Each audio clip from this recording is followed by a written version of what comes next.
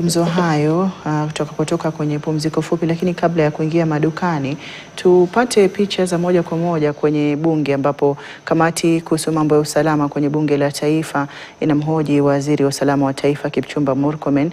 Tusikilize yanayojiri, alafu tutakuwa tunaingia madukani. And now that police officers can go to bars with their guns and also shoot people like they did in Karatina to that young man in the full view of cameras, Waziri. I therefore want to hear from you, what is it that you are doing? And I see you have your DIG and other senior officers from the security agencies. Even psychiatric or psychosocial support of officers, because they are also confronted by the same challenges that the citizens are confronted with. The issue of alcohol and drug abuse among us police officers is also very prevalent. And I say this also as a citizen who goes around and I find armed officers who are intoxicated. I have seen officers with a G3 leaning on a bank wall at the bank entrance, and he's chewing miraa and mugoka. An officer in uniform. That's what I was saying, Waziri. I don't know what is happening to this culture.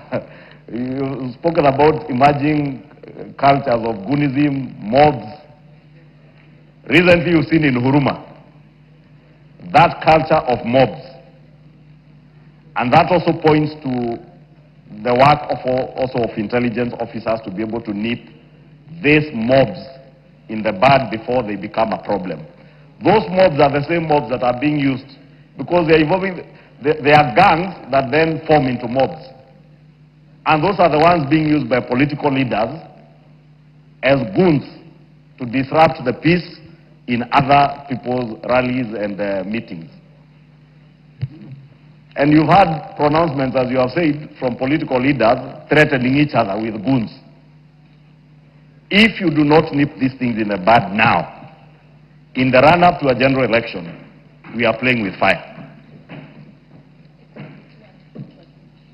Waziri, this house was invaded on the 24th of June. To date, we have not seen any meaningful prosecution of the people who are very well captured on camera. Yes. Goons from gangs within Nairobi that are known and that are affiliated to political leaders, including members of parliament who sit in this house. And I know they obtained court orders to stop them from being arrested or being prosecuted from the activities of infiltrating the otherwise peaceful demonstrations by the young people of Kenya who are involved in a legitimate protest and picketing. But the infiltration by organized goons and gangs, especially from east of Nairobi, known because the police, by the time they tried to arrest the political leaders who were involved, they ran to court. Again, we do not see any effort from yourselves, from Interior, or from the police, or from the Attorney General's office, to deal with the matters in court, to challenge those cases where people are using court orders to injunct the police from charging them on criminal activity. Because if we allow ourselves to use court orders to injunct the police again from arresting people who are organizing crime, tomorrow, who knows, I'll get a gun and shoot somebody, and I just walk to court and get a court order and I get away with murder.